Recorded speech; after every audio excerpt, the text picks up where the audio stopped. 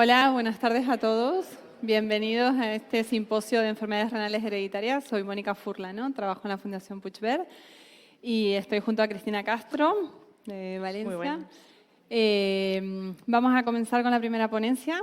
Nuestra ponente creo que no necesita presentación, pero como el público se renueva, es la doctora Roser Torra, que es la pionera en España que ha empezado con las enfermedades renales hereditarias y es la actual presidenta de la Asociación Europea de Nefrología.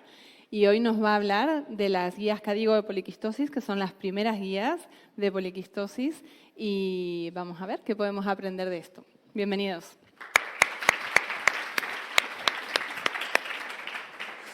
Gracias por la presentación, Mónica, y gracias especiales a la Junta de la SEN. Creo que han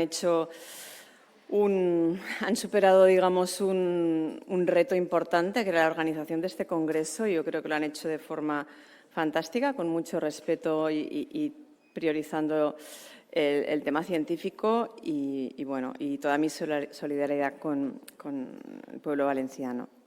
Bueno, resumir en 20 minutos las CADIGO de poliquistosis. No diré que es un reto como el que ha tenido la Junta, ni mucho menos, pero os aseguro que es un reto. Hemos tardado 3 años en hacer estas guías, muchísima gente, muchas reuniones presenciales, virtuales, y bueno, voy a hacer lo que pueda. Estos son mis conflictos de interés, entre ellos este pequeño hobby que ha dicho Mónica, presidenta de la ERA. Y, a ver, solo he sacado alguna cosa así más nueva, digamos, porque hay mucha cosa que es más de lo mismo que ya sabemos, pero ordenado en una guía. La nomenclatura. Se considera los 2 genes mayores, PKD1 y PKD2, y se llama ADPKD-PKD1, o sea, PQRAD-PKD1, ¿no?, en español.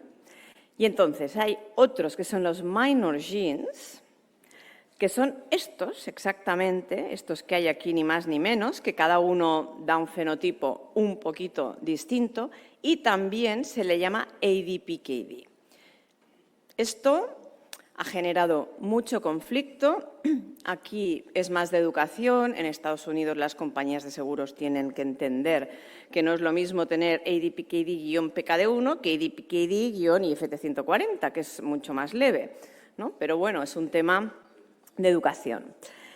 Hay otros genes con una evidencia limitada de lo que dan, ¿no? Y entonces, a estos no se les va a poner el PKD1 delante, que fue la primera propuesta, que era un poco ya disruptivo. PKD1, ADPKD-PKHD1. Esto ya entró la gente a criticarlo y convulsionando casi, y dijimos, vale, fuera.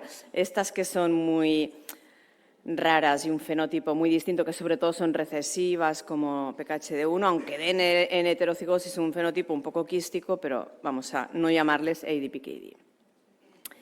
Vale, en cuanto al diagnóstico, pues este sería el algoritmo de un adulto con riesgo, o sea, padre o madre afectos.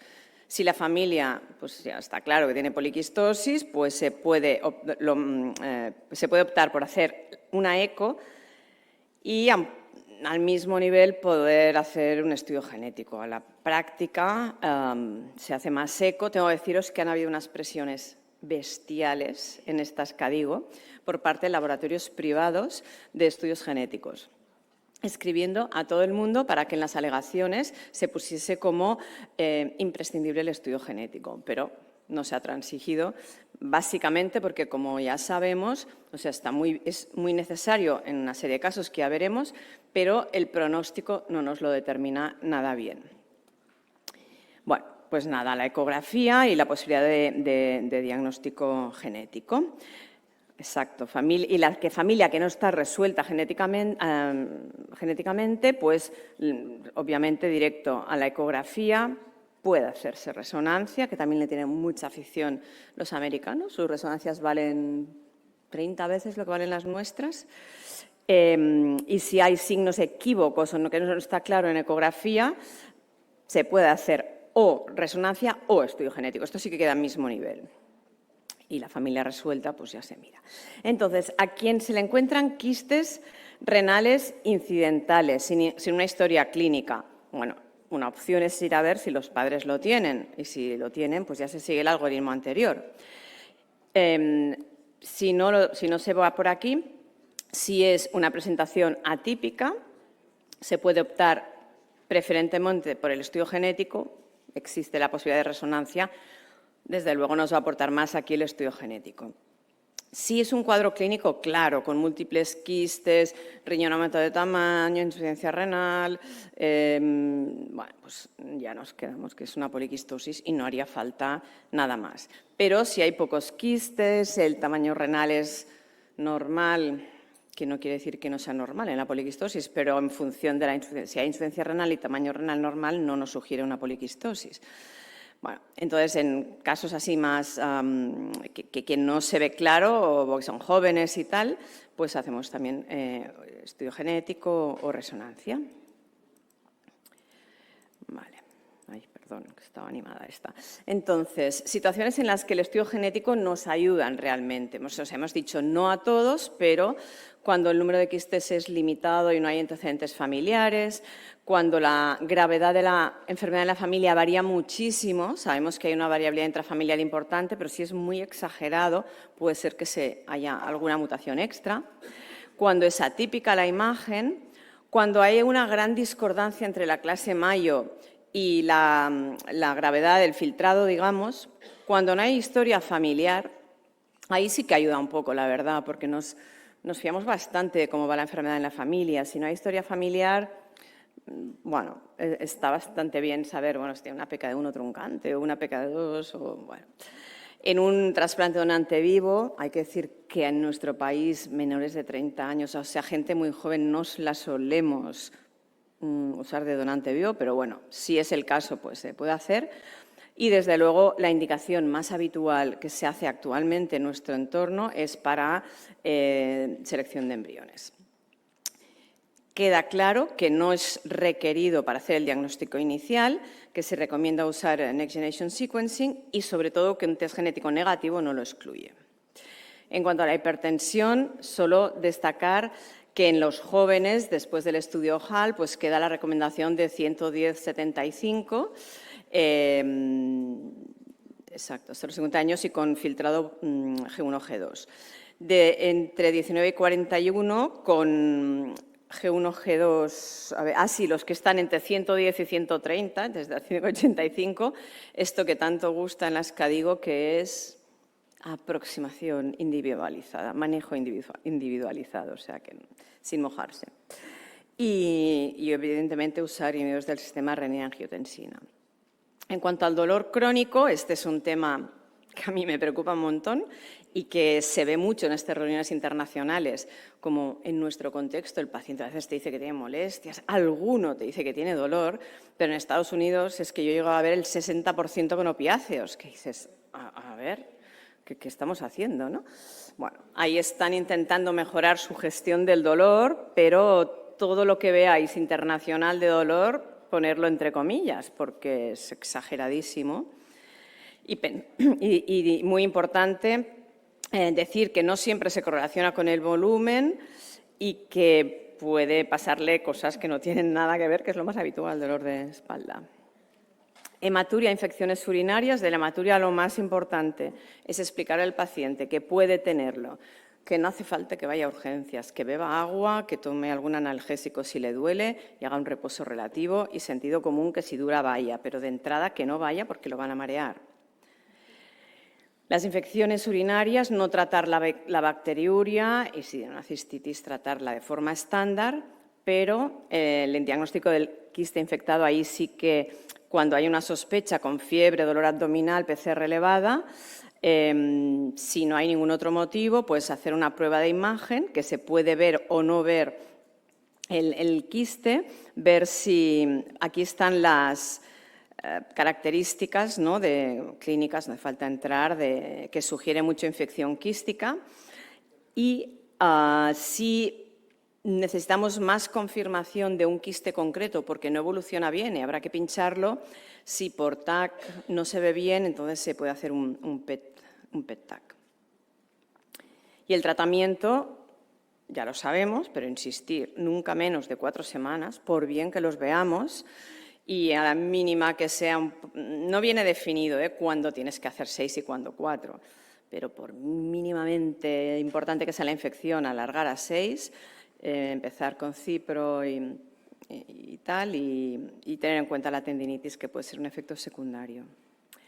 En cuanto a la progresión de la enfermedad, bueno, se revisan todos los factores de progresión, pero básicamente la recomendación en la que hay que basar más la etiqueta de rápida progresión es en la clase Mayo. Y fijaros, en las guías hay recomendaciones y hay practice points. Los practice points son en realidad consenso. Quiere decir que el equipo de evidencia, las CADIGO tienen un equipo de evidencia tremendo, que te proporcionan toda la bibliografía y ponen unos scores para ver si ese estudio tiene suficientemente potente como para basar en esa evidencia una recomendación. La mayoría estas guías han tardado en hacerse porque ya se veía que no había bastante evidencia para hacer recomendaciones y hacer unas guías que todo sea opinión de experto no tiene sentido. Aquí hay ya bastantes recomendaciones, pero hay muchísima opinión de experto. Veréis, yo me encargué del capítulo 8, que era de mujer, poliquistosis mujer, y no había ni una recomendación. Aquí, por ejemplo, esto no es recomendación, es cuando dice can, should, may, todo esto, pues son practice points, ¿no? Que puede ayudar el ProPKD a identificar pacientes con rápida progresión. También hablan de los marcadores nuevos de resonancia, que tendremos más a la práctica más en el futuro. Respecto al tratamiento, nada nuevo, siguen diciendo lo mismo criterio que teníamos, filtrado más de 25 y rápida progresión o un declive de más de 3 por año, pero balanceando beneficios y riesgos, ¿no? Beneficios, pues esta estimación que reduce la pérdida de 1 mililitro por año, que reduce el aumento del tamaño renal, explicarle bien a los pacientes, reduce el aumento, no reduce los riñones, sino reduce el aumento. Y no mejora los riñones, como es la función renal, sino que empeora un poco más lento. Y los episodios de dolor, básicamente, porque al orinar mucho, ¿no? Pues hay menos infecciones y los sangrados nos hacen coágulos y tal.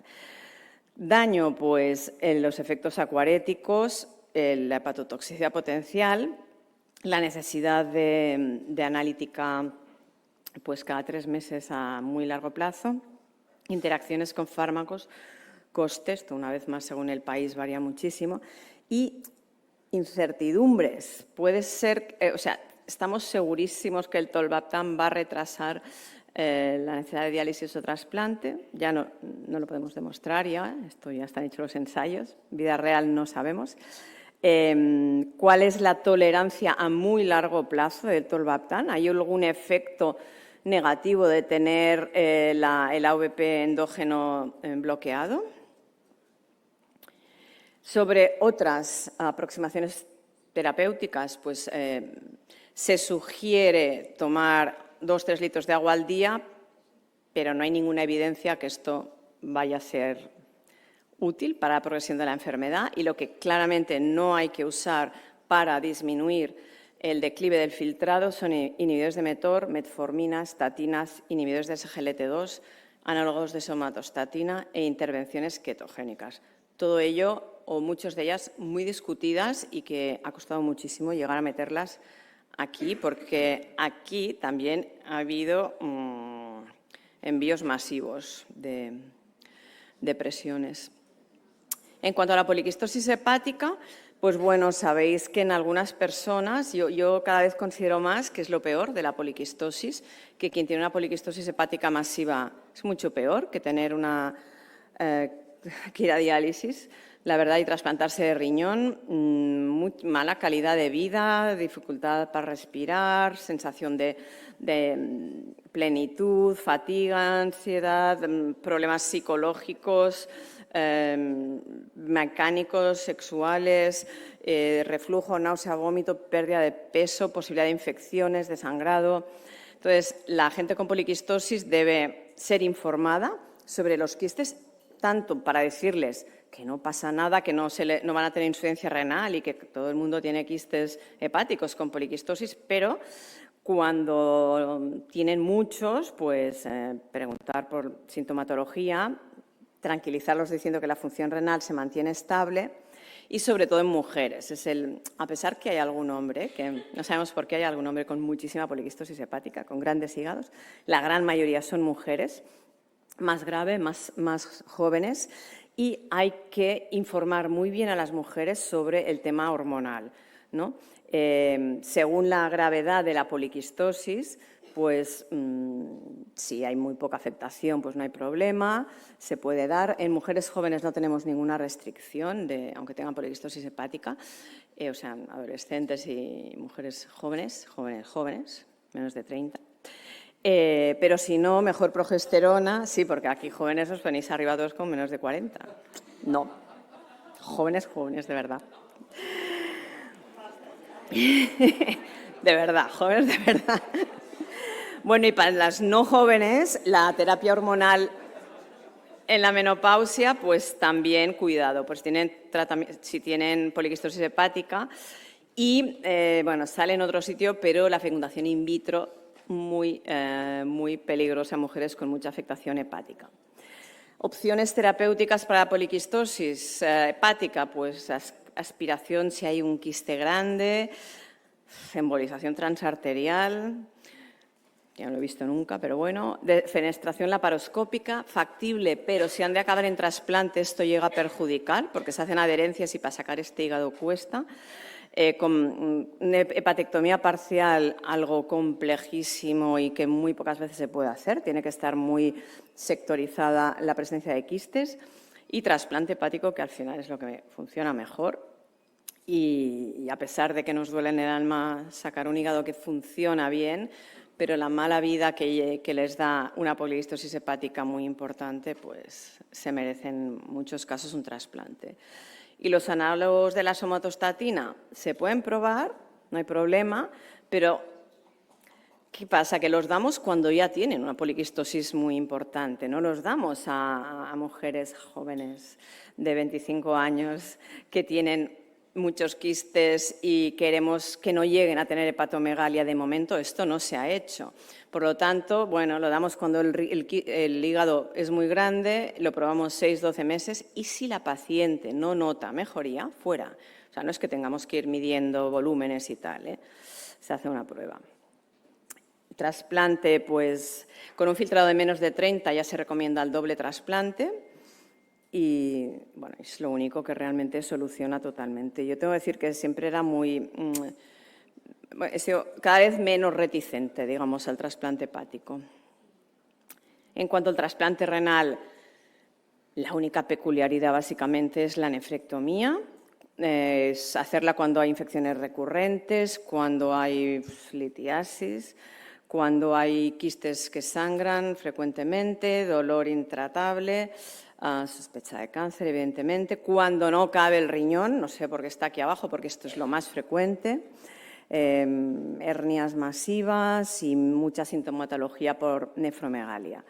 Se recomienda siempre la unilateral más que la bilateral, siempre tener en cuenta un tema que a mí me obsesiona porque he visto muertes incluso por esto, cuando tienen una hepatomegalia. Si sacáis los dos riñones, ese hígado se descuelga y empiezan a hacer una hipertensión portal y entran en una situación dramática. O sea, un hígado poliquístico, los riñones grandes le ayudan a aguantarse. Si sacas uno, en general no hay problema, pero sacas los dos, pueden haber graves problemas. Mejor hacer un trasplante hepático ya, entonces. Idealmente hacerlo en un vivo a la vez. E intentar no hacerlo antes de un trasplante, pues sino porque va a ir a diálisis, ¿no? E intentar hacerlo por laparoscopia. Pero esto depende del sitio y depende del paciente. En cuanto a los aneurismas intracraneales, bueno, está claro que la prevalencia está aumentada en la población con poliquistosis, como bien sabéis, también de hemorragia subaracnoidea. Y la recomendación, recordemos, recomendaciones pocas hay, pero esta es una. Historia de hemorragia subaracnoidea personal o historia familiar de aneurisma, hemorragia subaracnoidea o muerte súbita. Y tiene que ser en pacientes que que se les pueda someter a un tratamiento, a un clipaje y que tengan una expectativa de vida aceptable. Pero dicho esto, se le puede ofrecer a cualquiera, especialmente en casos de novo, no tienes historia familiar o no hay datos. Exacto, todo el que quiera se le puede ofrecer y se tiene que hacer. Consejo genético, muy resumido, esto formaba parte de mi capítulo, pues básicamente en un adulto en edad reproductiva tiene que tener acceso que alguien le explique esto. Esto es obligado, que se lo explique de forma neutra. Una opción es reproducción, hay adopción y otra las opciones reproductivas. Una es no testar el embrión y el feto, sino que aceptar 50% de posibilidades de tener un hijo con la enfermedad, cosa con lo que no hay que meterse, ya saben lo que es la enfermedad. Si ellos deciden esto, es súper respetable, esto es muy importante. Donación de esperma, donación de óvulos es otra opción. Y luego ya tenemos el diagnóstico prenatal y el preimplantacional. Todo, por nuestra parte, la información tiene que ser siempre que todos son opciones respetables. Informar, informar y nunca opinar. Informar sacando incluso a la familia de dentro, porque los padres tienden a opinar y siempre les digo, esto no es un tema de sobremesa, esto es un tema de pareja y punto. Y sobre todo, tranquilizarlos diciéndoles que no hay una opción correcta o incorrecta, sino que la que ellos elijan será la correcta. Esto es un ejemplo, una mujer de 45 años con una poliquistosis hepática bestial que había hecho 2 in vitros, sin haberse valorado que tenía una poliquistosis hepática muy importante y acabó pues, con trasplante hepático. Y ya está. Los take-home messages, pues la nomenclatura esta que hemos comentado, ¿no? Los criterios de imagen no han cambiado. Decir que el test genético, pues si es negativo o dudoso, no descarta poliquistosis, que es particularmente informativo para gente con un fenotipo no claro, es esencial para hacer una selección de embriones, que la clase Mayo es lo que mejor nos ayuda para el pronóstico, que la prevalencia de aneurismas está aumentada en poliquistosis y que se puede ofrecer a todo el mundo, pero seguro que hay que hacerlo si hay antecedentes familiares de ictus, muerte súbita, hemorragia supraracnoidea, que la poliquistosis hepática es dramática y que es muy hormonodependiente, por lo tanto, tener muy en cuenta esto con las mujeres a la hora de que reciban tratamientos hormonales y que todos los pacientes con poliquistosis tienen el derecho de recibir consejo genético. Y finalmente deciros que estas guías han sido dedicadas a Tess Harris. Ella era la presidenta de la Asociación de Pacientes con Poliquistosis, asistió a todas las reuniones y falleció cuando ya se había acabado al menos las reuniones principales. Y bueno, ha sido una gran líder para apoyar la poliquistosis. Y eso es todo. Muchas gracias.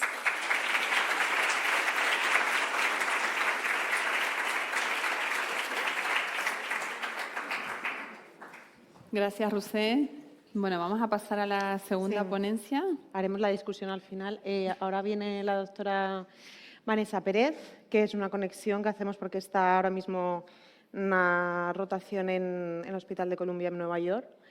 Y nos va a hablar específicamente de esto, de lo que está trabajando actualmente, el Polygenic Risk Score, y su aplicación clínica en nefrología, que yo creo que es una puerta que nos abre, muy novedosa, que no tardará en llegar y creo que nos va a aclarar muchas cosas. Hola, Vanessa, bienvenida.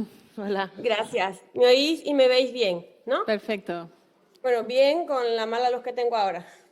Pero bueno, entonces yo voy a hablar, como han dicho mis compañeras Cristina y Mónica, sobre PRS. PRS son las siglas de Polygenic Risk Score. Bueno, como han dicho, yo trabajo en la Fundación Jiménez Díaz en Madrid, llevo la consulta de nefropatías hereditarias y de ensayos clínicos, pero ahora estoy en Nueva York, en la Universidad de Columbia. Voy a hablar específicamente de la aplicación clínica que tiene en nefrología el Polygenic Risk Score. Sabemos que para tener una enfermedad o un rasgo hay unos factores que un momento que no se ve la charla. Un momentín porque no se ve la conexión. Lo siento mucho. No, a ver si lo Un solucionan. segundo. ¿No se ve que estoy compartiendo? Ahora te hemos recuperado. Ahora sí, ahora estás de nuevo. No, ¿pero no habéis visto nada? A ver. Empieza desde el principio, sí. Empiezo del principio. Ok, voy a hablar sobre PRS. PRS son las siglas de Polygenic Risk Score. Yo trabajo en la Fundación Jiménez Díaz, como he dicho, pero ahora estoy en Nueva York y volveré dentro de nada ya a Madrid y voy a hablar específicamente de la aplicación clínica que tiene el Polygenic Risk Score en nefrología, que es lo que a nosotros nos interesa. Entonces, bueno, sabemos que hay varios factores de riesgo que van a contribuir a que tengamos una enfermedad o un rasgo, y estos factores podemos clasificarlos en ambientales, también a factores genéticos que nos dan una susceptibilidad a tener cierta enfermedad, y el estilo de vida. O sea, todos estos factores actúan entre sí y nos dan ese riesgo de tener una enfermedad. No solamente de tener una enfermedad, sino de qué características va a tener esa enfermedad. Por ejemplo, a qué edad aparece, con qué velocidad progresa, cuál es la capacidad de tratamiento que tiene esa enfermedad o no a cierto tratamiento. Entonces, nosotros nos vamos a enfocar solamente en este factor, en la susceptibilidad genética, porque el PRS evalúa esa susceptibilidad genética, es decir, el riesgo genético, aún sabiendo que los otros factores siguen teniendo importancia en el desarrollo de esa enfermedad. Esto ilustra los tres tipos de patrones que hay de herencia de enfermedades genéticas. Tenemos el patrón monogénico, que como veis aquí, solamente requerimos con que haya una variante, que es una variante rara, muy poco frecuente, pero con un gran efecto, con una sola variante sería suficiente para que tengamos una enfermedad monogénica, una enfermedad de este tipo.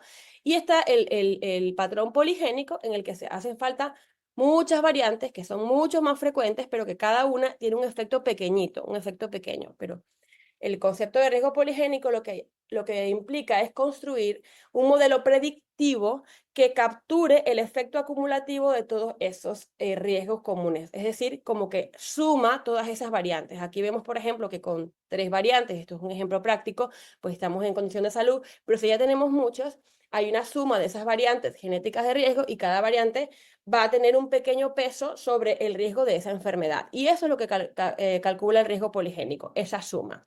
También saber que hay un PRS diferente para cada enfermedad. Tenemos un PRS para cáncer, cada uno de nosotros, ¿no? Un riesgo para cáncer, un riesgo para enfermedad renal, un riesgo. Entonces, hay que calcular cada PRS para cada enfermedad y para cada rasgo. ¿Y cómo se calcula ese riesgo ahora que sabemos lo que es? Pues lo primero es secuenciar todo el genoma en busca de esas variantes que dijimos que son pequeñitas, que son frecuentes y que son variantes que tienen poco efecto. Esas variantes reciben el nombre de SNPs o de polimorfismos y esto lo hacemos mediante un GWAS. El GWAS o Genome-Wide Association Studies lo que hace es que compara dos poblaciones que tienen el rasgo o la enfermedad que queremos estudiar y no la tienen. Y entonces hace una secuenciación del genoma en esa población entera y compara cuáles variantes o cuáles SNPs están en una y no en otra, y así hace una comparación de casos y controles y nos dice cuál es más frecuente en cada grupo. Obviamente que requiere un tamaño de muestra grande porque son variantes que deben estar, por ejemplo, esto que he representado aquí, como vemos, está más frecuente al parecer en enfermos que en sanos, pero mientras más personas tengamos, pues sabemos más a ciencia cierta que efectivamente está relacionado con la enfermedad. O también puede ser que sea un rasgo protector, porque esté más frecuente en los sanos que en los enfermos. Entonces, estas dos cosas se pueden explorar y lo más importante es que tengamos un tamaño de muestra muy grande. Pero también es importante la técnica que usamos para hacer ese GWAS. De forma tradicional se ha hecho con array, que es poner unas sondas para cada uno de esos SNPs. Lo único malo es que aunque es muy barato, el problema es que va solamente a mirar los SNPs que tienen esas sondas, o sea, va dirigido a esos SNPs. Lo que pasa es que hay una técnica que se llama imputación, que lo que hace es que como no se han medido todos los SNPs, imputar significa como inventarse o entender o estimar los SNPs que no se han medido cuáles son. Entonces, imputar es como decir, bueno, en función de lo que tiene, probablemente los que no hemos medido sean estos SNPs. Y entonces, esa imputación es un proceso importante que hay que hacer porque no se están midiendo todos los SNPs. Hay una técnica más nueva, más novedosa, que es genome sequencing. Lo que pasa es que es más cara y es importante que se veía que tenía que tener una cobertura de por lo menos 30 lecturas para poder ver secuenciar todos esos SNPs. Pero últimamente se ha visto que con una lectura de hasta 5 sería suficiente y sería una técnica bastante o parecida a el array después de la imputación. O sea, son diferentes técnicas que se usan para hacer el GWAS. Cada una tiene sus ventajas y sus desventajas.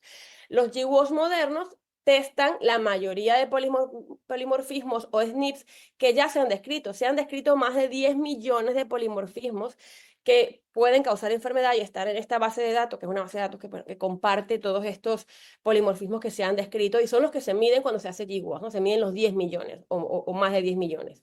Una vez que se ha hecho el GWAS, lo siguiente es limpiar los datos y eso es excluir falsos positivos. ¿Cómo se hace? Pues, por ejemplo, es importante que se limpien duplicados si hay personas que se han medido 2 veces o que estén relacionados entre ellos. Las muestras que están crípticamente relacionadas, que son familias, por ejemplo, pueden inducir falsos positivos porque aumenta de forma artificial la frecuencia de esos SNPs.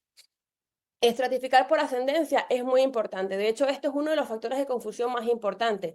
Si los dos grupos que estoy comparando tienen ascendencia diferente, pues yo voy a encontrar diferencias en la frecuencia simplemente porque son diferentes ancestros. Entonces, es importante que los dos grupos estén los mismos ancestros y que además cada grupo tenga individuos de diferentes ancestros para que se pueda transferir de uno a otro. Es muy difícil transferir un GWAS hecho, por ejemplo, en europeos, transferirlo a población africana porque hay muchas diferencias en las poblaciones. ¿Por qué hay diferencias? Porque hay diferencias en la frecuencia de los alelos.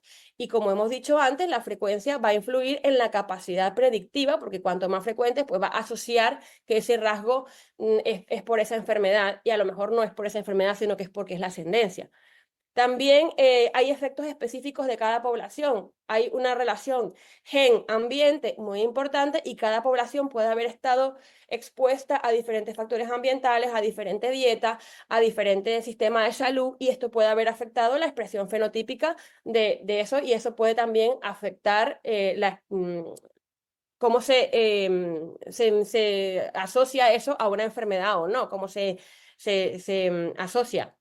Y luego está también la diferencia que haya entre las poblaciones en el desequilibrio de ligamiento. ¿Qué es el desequilibrio de ligamiento? Esto es algo muy importante y es un tema, bueno, para mí novedoso, y es que muchas veces hay SNPs que tienden a heredarse igual o junto a otros porque están ubicados cerca de uno del otro en los cromosomas. Y entonces cuando se hace la recombinación en la meiosis, se heredan en bloque. Y este desequilibrio de ligamento hay que tenerlo en cuenta porque muchas veces tienes aumentado un SNP y a lo mejor es porque está aumentado con otro que está en bloque con otro que es realmente importante. Entonces, esto hay que tenerlo en cuenta.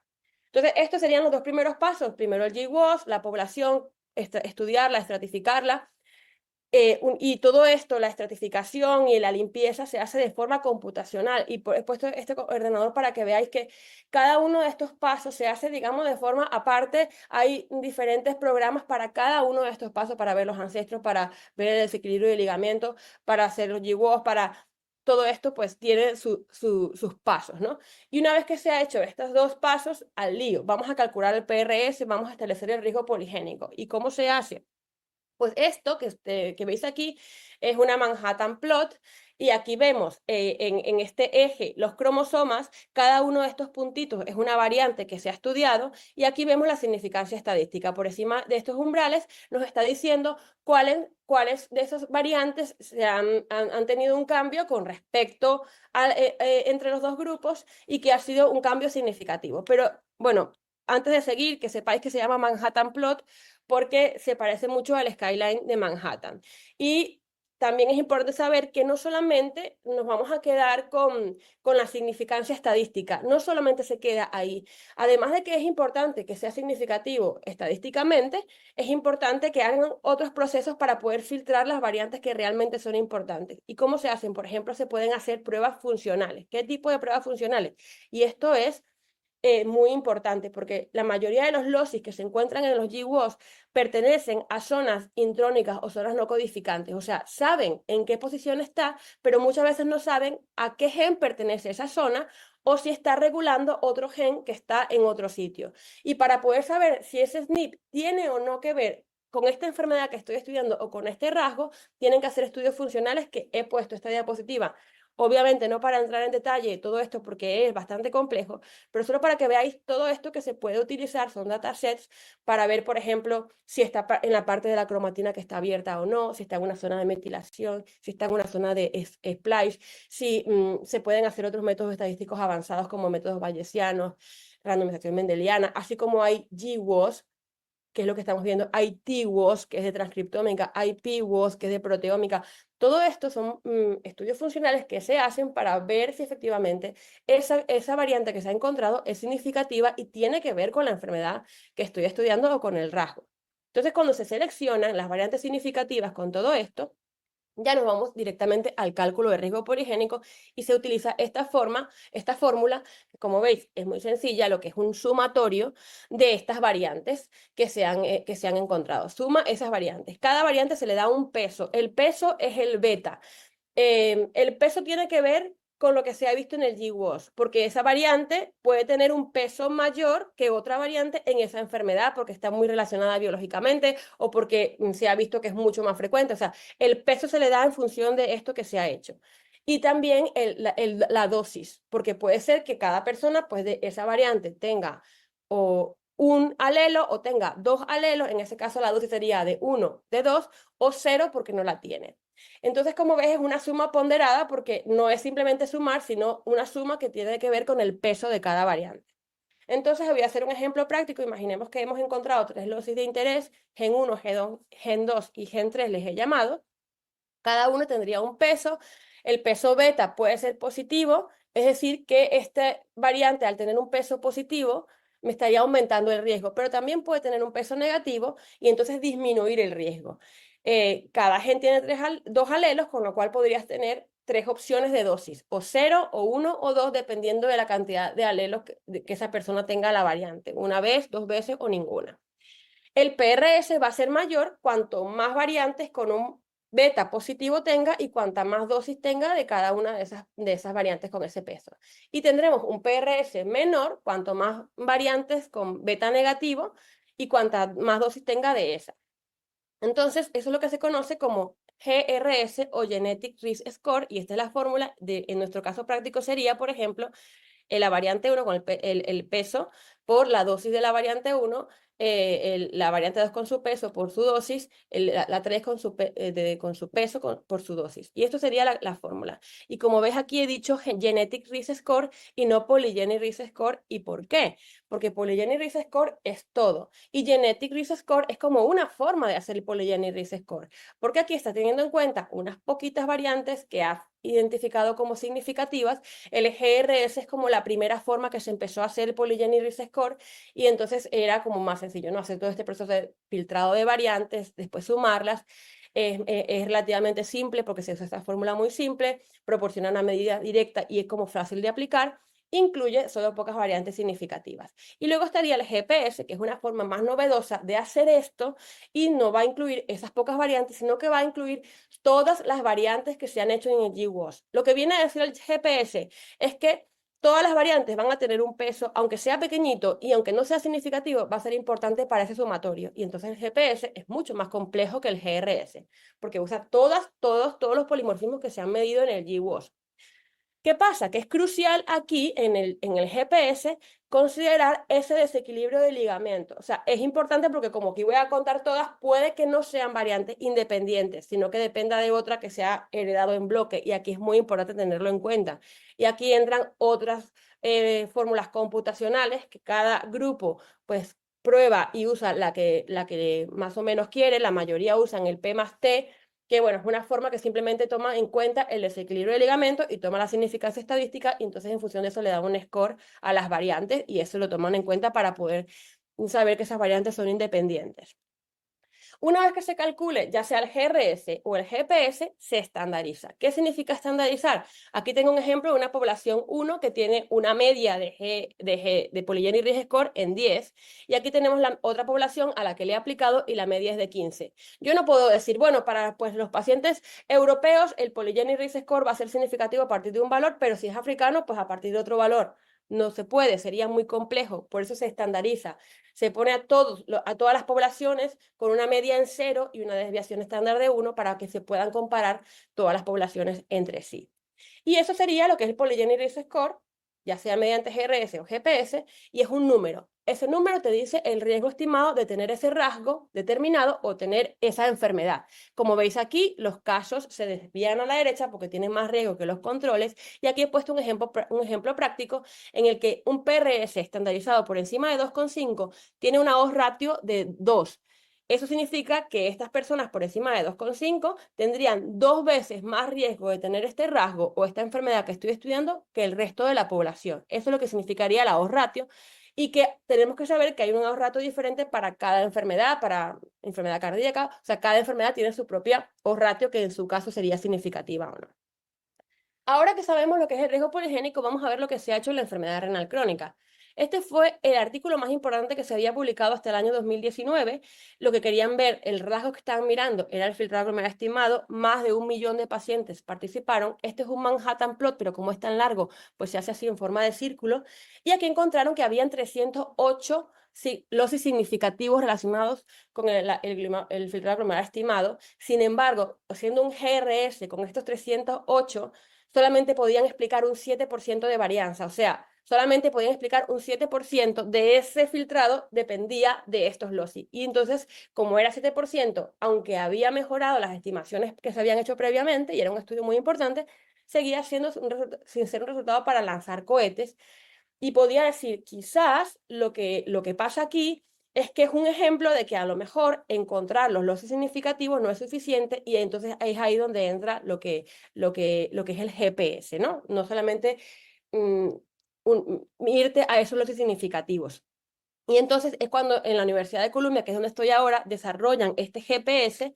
Lo que hicieron fue optimizar un GPS, hicieron los GWAS en todas estas poblaciones, y entonces lo que hicieron fue pues darle un peso a cada variante, y cada variante sumarlas, aunque sea un peso pequeño, y todo esto lo hicieron ellos.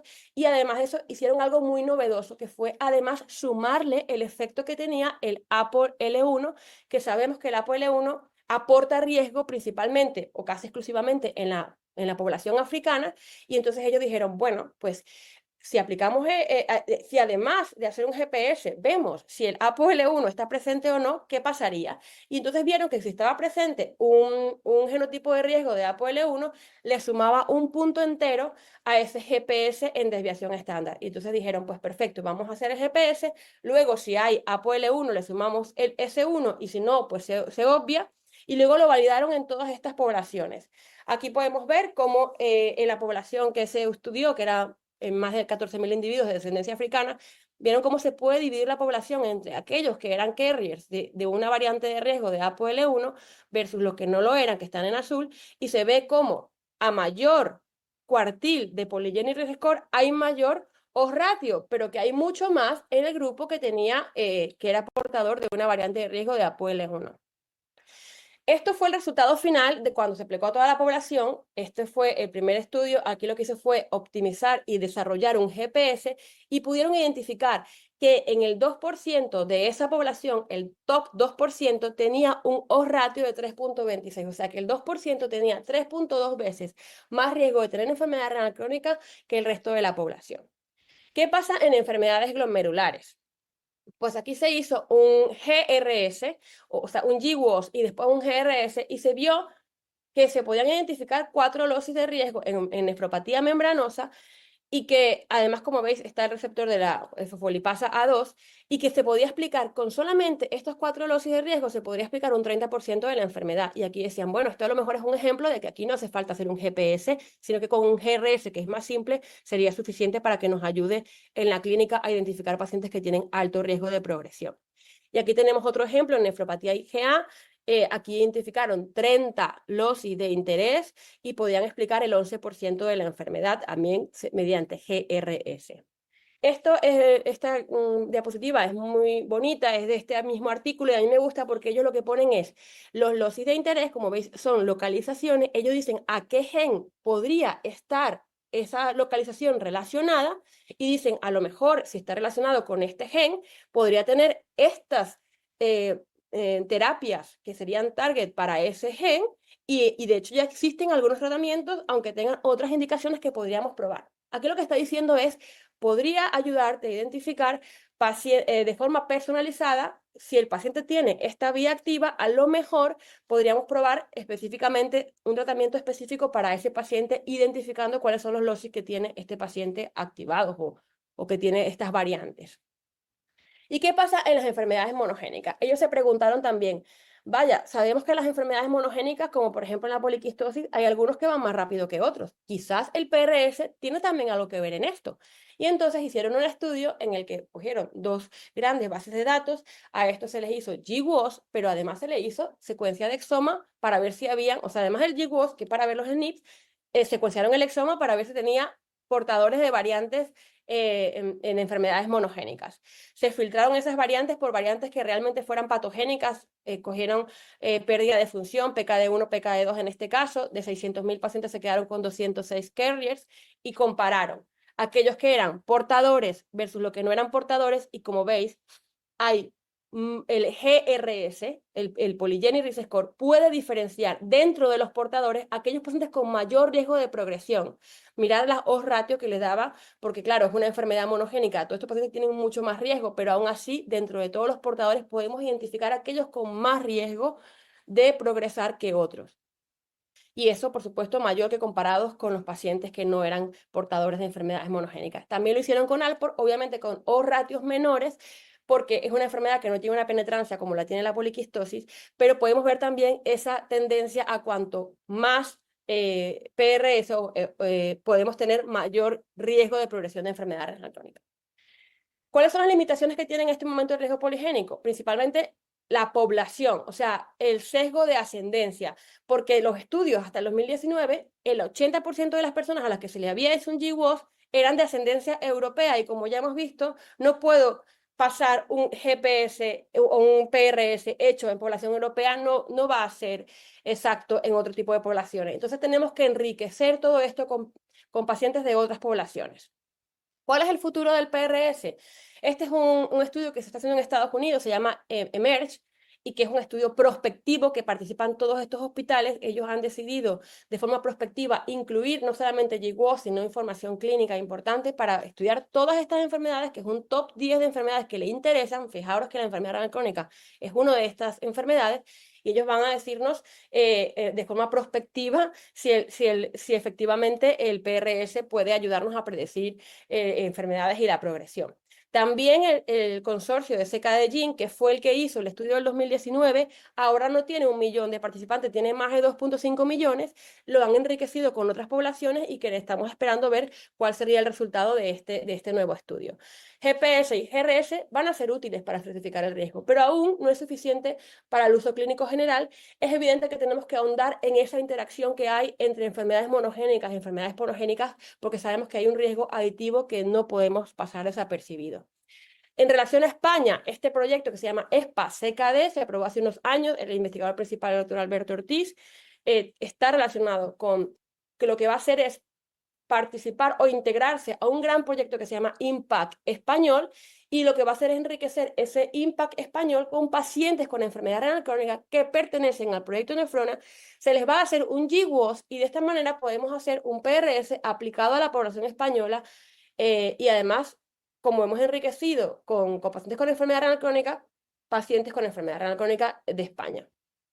El PRS nos va a ayudar en muchos estadios de la vida. En el nacimiento, para una predicción de riesgo, al momento que empiezan los síntomas, que en la fase prodrómica de las enfermedades también, para hacer soporte del diagnóstico, para tomar decisiones en el tratamiento, como hemos visto, y también una vez que tenemos la enfermedad, para pronóstico y saber el resultado. No es lo único que se va a utilizar. Como vemos aquí, esto es los pasos que se necesitan para implementarlo en la práctica clínica. Una cosa es hacer el GWAS y hacer todo lo que hemos dicho antes de cómo se hace y cómo se calcula, aplicado a la población, pero como vemos aquí, no es lo único, se va a unir a otros, como por ejemplo biomarcadores en sangre, orina, la clínica. Hay más cosas que nos hablan de riesgo, que no solamente sería el PRS, esto sería una herramienta más, y junto a todo esto podríamos hacer una medicina personalizada. Quiero agradecer a estas dos personas que me han inspirado y me han enseñado un maravilloso mundo del Polygenic Risk Score, Christoph Kirilluk y Atlas Khan, y gracias a vosotros por vuestra atención. Estoy para Muchas gracias, Vani, por esta presentación tan interesante y completa. Rousset, si quieres pasar. Bueno, estamos muy justos de tiempo, que ahora vendrá otra sesión, pero creo que tenemos tiempo para 2 preguntas rápidas. Sentaros, ¿no?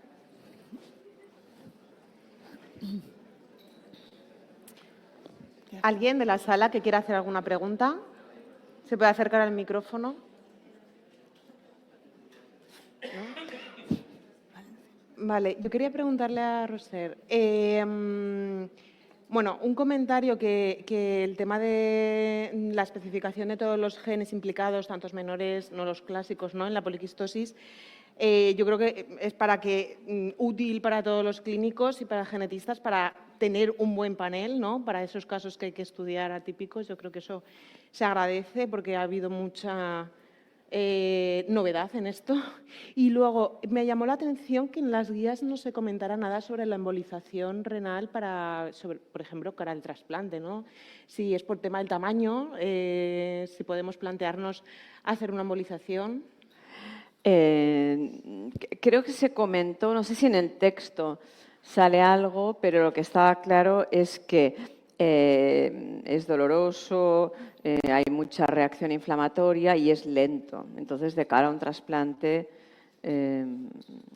tarda y no tienes garantías que vaya a disminuir y si lo hace va a tardar.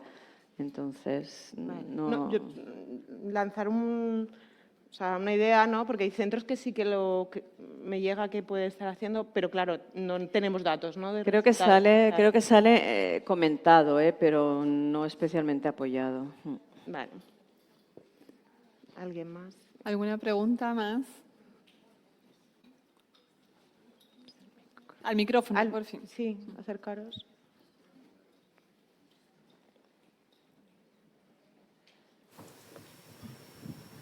Hola, buenas tardes. Yo soy Lucía del Hospital de Oviedo y es por comentar que sí que en nuestro centro, previo al trasplante renal, aquellos pacientes que tienen injerto de riñones nativos grandes, sí que se están haciendo las embolizaciones. En función de cada paciente, algunos toleran más el dolor, otros menos, y en unos 3-4 meses es lo que solemos tardar en incluir los pacientes en la lista de espera. Era, bueno, por comentarlo. Gracias. Gracias. ¿Alguna otra pregunta? Bueno, yo para Vane una pregunta, yo creo que ha respondido todo, pero es ¿cómo ves la aplicabilidad a corto o largo plazo de todo esto que has comentado? Pues mira, yo estoy muy encantada con este tema. Yo creo que no es importante solamente para la gente que ve genética, que son los que están en este foro, pero, por ejemplo, yo estoy en el Congreso Americano y cuando se habla de trasplante, se habla de polygenic score en trasplante, polygenic score en enfermedades glomerulares. Yo creo que nos va a ayudar a todos los nefrólogos. Creo que es importante eso de que podamos identificar ese porcentaje de personas que tienen altísimo riesgo de enfermedad renal crónica y podríamos incluso hacer algún ensayo clínico haciendo una prevención. Por ejemplo, podríamos identificar personas que estén en ese 2% con altísimo riesgo. Imagínate que podamos hacer un ensayo clínico pragmático en el que podamos darle un tratamiento nefroprotector que ya sabemos que no es... que no le va a producir ningún daño, como por ejemplo ISGLT2, que es un tratamiento seguro, y se podría ver a largo plazo si efectivamente logramos prevenir esa enfermedad renal crónica. O sea que yo creo que el hecho de que puedas identificar pacientes en altísimo riesgo te podría ayudar a hacer medidas muy tempranas. Obviamente que necesitamos ensayos clínicos que nos demuestren que esas medidas a largo plazo van a servir, pero que es importante que podamos identificar a esos pacientes y nos puede ayudar en la clínica de muchas formas. Vale, muchas gracias, Vanessa. Tenemos la última pregunta del público. Únicamente era comentar también nuestra experiencia también en el Hospital La Fe. También hacemos embolizaciones tanto de pretrasplante como incluso pacientes trasplantados que han tenido síntomas de mucho dolor o ocupación de espacio posterior. Y la verdad es que la experiencia es parecida a lo que ha contado en Oviedo y no es nada mala. Es verdad que has de controlar mucho el dolor y dar tratamiento para evitar la gran liberación de inflamación que se produce, pero ciertamente creo que estamos satisfechos con esta técnica. Muchísimas gracias. Sí.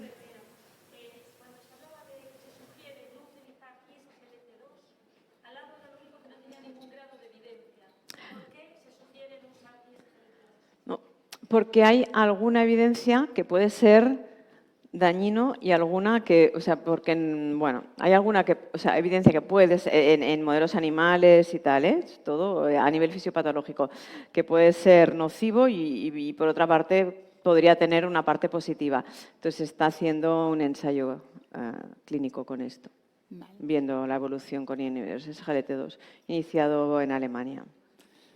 Bueno, si no hay más preguntas, damos por concluida este simposio y los invitamos a las jornadas de hereditarias que se celebran en marzo del año que viene. Gracias. Muchas gracias. No nos ve. No.